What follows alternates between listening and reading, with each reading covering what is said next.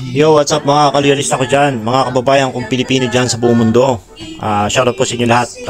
Mag-ingat po tayo palagi. At sana po ay suportahan nyo ang aking channel dito sa YouTube. Ang aking channel na pakisubscribe na lang po kung gusto nyong mga content ko.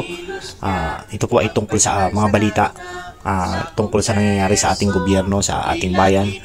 So, yung iba po ay laho ka na. Sana po ay suportahan nyo ang aking YouTube channel. So, shoutout po sa inyo lahat. Salamat po. Paki-pindot na lang po yung notification bell para updated kayo kung sakali mag-upload ulit ako. Salamat po.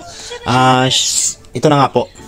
Gusto ko lang mag-react dito sa balita na eto nga, binubusisi yung budget ng DepEd sa 2025. So maraming lapses na isa na rito itong 1.5 na to, 1.5 na mga kagamitan, mga laptop, etc.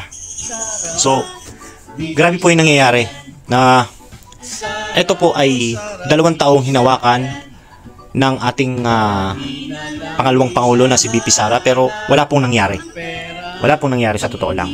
So yung pong mga kababayan kong naliligaw ng landas, sana po ay tayo ay matauhan na. Matauhan na po sana tayo kasi dapat po ay mahalin natin ang ating bayan, ang ating bayan Sinilangan. So ito po, panoorin nyo po yung balita. Ikinagulat po ni Education Secretary Sani Angara ang kanyang mga nadiskubre sa kanyang pag-upo sa pwesto.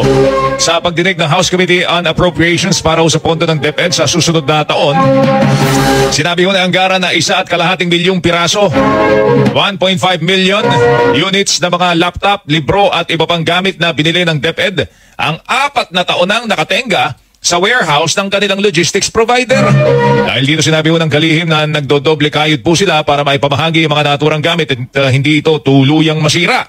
Nagulat ako na 4 years old na pala yung mga gamit doon. Since 2020 pa po yung mga kagamitan doon. So we're doing our best to get them out para hindi mag-deteriorate yung mga materyales. 2020 panahon pa ni Briones, pare Melo. Oo, dinig po ni Education Secretary Sani Angara. Sa pagpapatuloy po ng pagdinig, nasita ang umano'y mabagal na paggamit po ng budget ng DepEd kahit may mga pangailangan po ito. Halimbawa na lamang dito yung 11 billion pesos na pondo para sa computerization program kung saan 2 billion pesos lamang ang nagamit. Lalo na sa tinatawag na computer ratio ngayon kung saan 30 guro ang gumagamit sa iisang computer. Ayon kay Education Undersecretary Gina Gonong, procurement ang naging issue dahil sa mga nabigong bidding para sa mga learning tools and equipment.